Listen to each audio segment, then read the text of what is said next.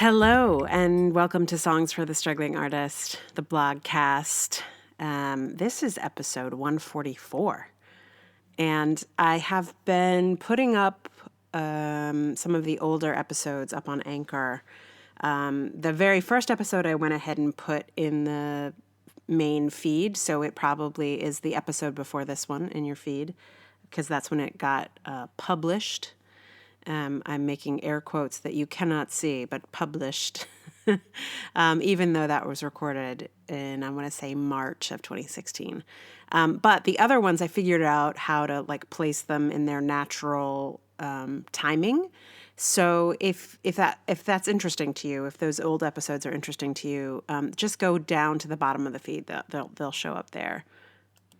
So far, it's just the first and the second episodes, but I'm going to try and put up pretty much everything that got lost in the shuffle when I was over on SoundCloud. So basically what happened is that SoundCloud had kind of limited storage for episodes. I could have stored everything there if I'd paid them a lot more money, but I did not want to do that. So basically, I deleted episodes in order to add new ones. But now that I'm on Anchor, Anchor is free and has unlimited storage. And so basically I'm just trying to make all of the episodes available to you in case you want to hear them. I'm not sure exactly when stuff started kind of crystallizing. I feel like the podcast has kind of settled into a particular format. I don't know when I started adding songs. I really don't know. It's interesting. I will find out along with you if you're listening to those kind of early episodes. But yeah, those are all there at the beginning of the feed, or they will be as I upload them. So just, heads up about that. It is funny to just notice this mic is so much better than the mic that was in my computer. Well, the mic is still in my computer, but this actual podcast mic is sounds so much better. So, yeah, it's funny to watch development, I guess. But today's blog is inspired by some ads I saw on the subway, and there is some swearing in this. I tend to mark everything explicit just in case, but this one I think you'll notice. It's called "These Ads Aren't Helping." The first one I saw just made me roll my eyes and say, "Of course," in classic Gen X style. The ad features an illustration of a white-haired woman with a bag of Whole Foods-like groceries next to a red-haired woman carrying a plant with a small figure between them. I thought it was a baby the first time I saw the ad, but it turns out it's a little dog in a spacesuit. The tagline is, "Whether you're a boomer or a millennial, we've got a seat for you." Implied tagline, "And Gen X, you can go fuck yourself." I mean, classic Gen X erasure. I was going to tweet it, but somebody already beat me to it. This is the most dominant Gen X media experience now, just noting when we get left out. It seems to have become our primary pop culture meme. Anyway, all I know about the company that made this ad is that they have no Gen Xers on staff. Then I noticed their other ad on the subway. It features two white men in suits, one with a blue tie and one with a red. They are cheersing one another with coffee, and the tagline reads, "Whatever your politics, we've got a seat for you." I'll give you a second to think about this ad and to guess why it made me angrier than the Gen X erasure of the first one. Just take a second. It took me a second to really take it in.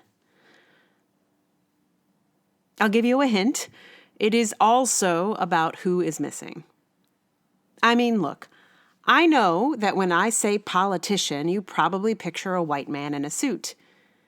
These two douchebags in the back of their Via car cheersing their coffees are exactly who most people picture, consciously or unconsciously, when they picture the political landscape. To some people, including the people who made this ad, the whole political situation is just a jovial game, a friendly competition between white men who wear different color ties.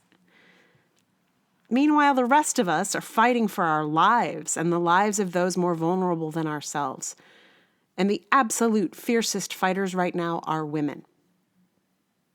The press fawns over the men and their ties, while the women, laying out substantive policies and ideas, are given significantly less coverage. So these two illustrated douchebags who can agree on one thing, coffee and ride sharing, are not cute. They're reinforcing again, as it has been for so long, that politics is for the boys, and white boys specifically. And right now is really a terrible moment to do that.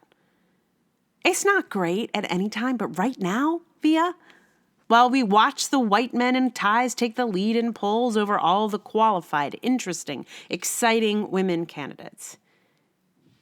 You want to show me how it's possible for two privileged white men to get chummy in your car service? Just, why don't you take the implied message you sent to Gen X in your other ad and go fuck yourself?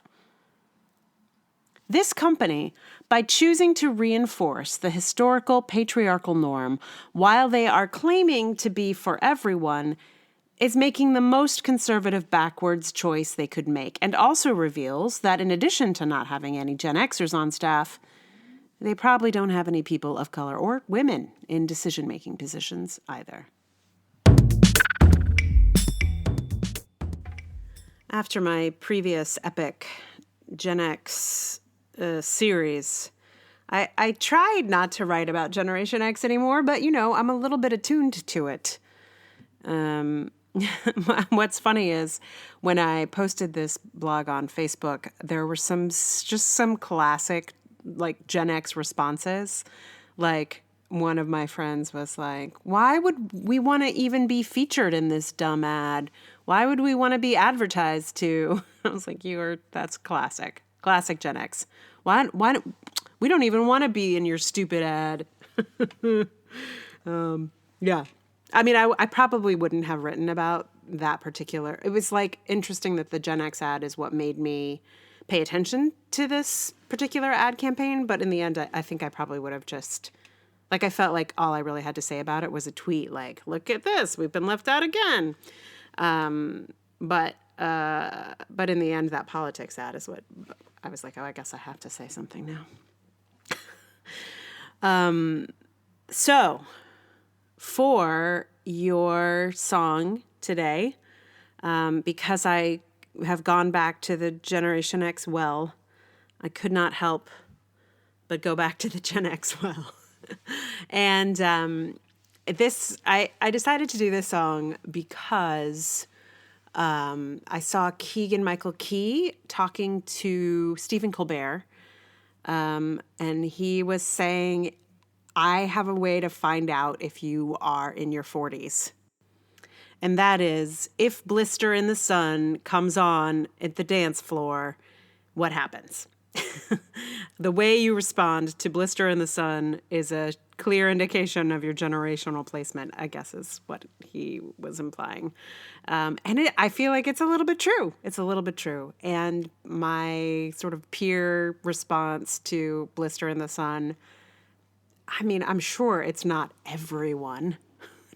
We don't all flip out when Blister in the Sun comes on at a wedding or wherever, but many of. And so I had to learn Blister in the Sun just because I was like, this is my generational touchstone, apparently. I hadn't thought of it like that before, but it's also just super silly and fun to play. So I have recorded Blister in the Sun, mostly for my own enjoyment. And I have added a little harmony, which is definitely the harmony that I use when I'm cutting loose on the dance floor. I just couldn't help it. I just couldn't help myself. Anyway, so Blister in the Sun will be shortly with you. And meanwhile, if you feel like you want to support me, go to patreon.com/Emily R. Davis. You can support me on PayPal, Ko-fi, and any number of other places. Get on my mailing list, do all the things. Thank you for listening. And again, if you want to hear the earlier episodes, they are going to be at the other end of the feed from here on out. So look for them there if you would like. They won't show up in your, whatever your app is. It's not going to show up as a new episode, I don't think, because the date will be from 2016 or 17. I don't think there's anything from 18. Anyway, you'll see. So let me know if you have thoughts, feelings.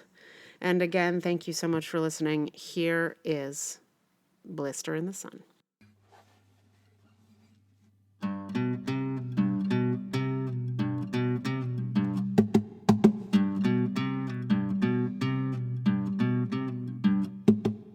When I'm walking, I strut my stuff, and I'm so strung out. I'm high as a kite, I just might stop to check you out. Let me go on, like a blister in the sun. Let me go on, big hands, I know you're the one.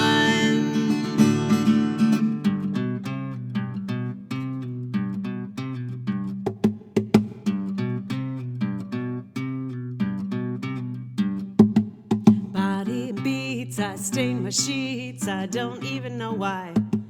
My girlfriend, she's at the end, she is starting to cry. Let me go on, like a blister in the sun. Let me go on, big hands, I know you're the one.